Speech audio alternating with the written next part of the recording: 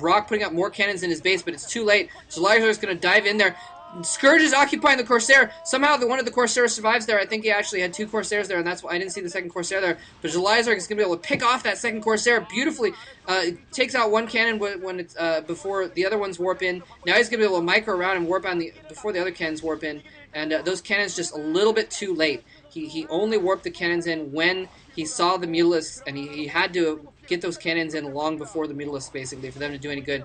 Now he's going to be able to he's picked up several probes now. That Dragoon is doing nothing at all. And look at this beautiful little micro.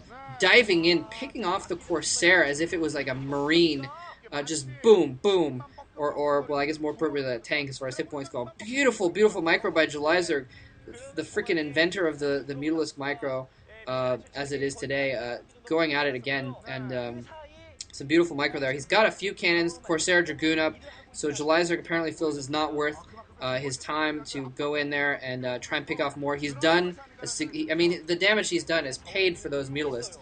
Several cannons, several Corsairs, several probes, even more probes than anything else, so they are definitely worth their weight in gas and minerals. And those Mutalisks, and now he's pushing up. But that was he's basically using it to put Rock defensive and make him build cannons that aren't going to be useful in his front door and things like that. Corsairs, not very good against Hydralisks and Zerglings. And here comes the blow, the finishing blow, ladies and gentlemen. Julyzerg just throwing away those Mutalisks. He doesn't even care. Those are not his attack force anymore. Just throwing them away just to distract for a little bit, get a few hits on those cannons and the Dragoons, and so he can go in with his main force here. It looks like he might not break the door this time, but things looking very, very bad for Rock, though, at this point in time.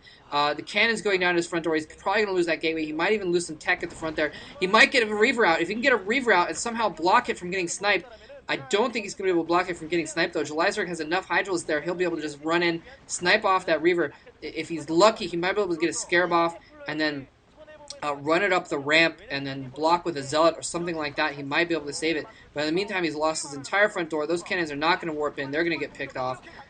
He's just desperately trying to delay until that Reaver comes out.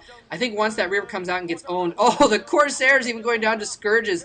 Nothing left here. There's the Reaver. The Reaver gets picked off. That's GG. That is GG. That was his last hope, was to try and get that Reaver out. And that's often the last ditch that you see players waiting for that Reaver.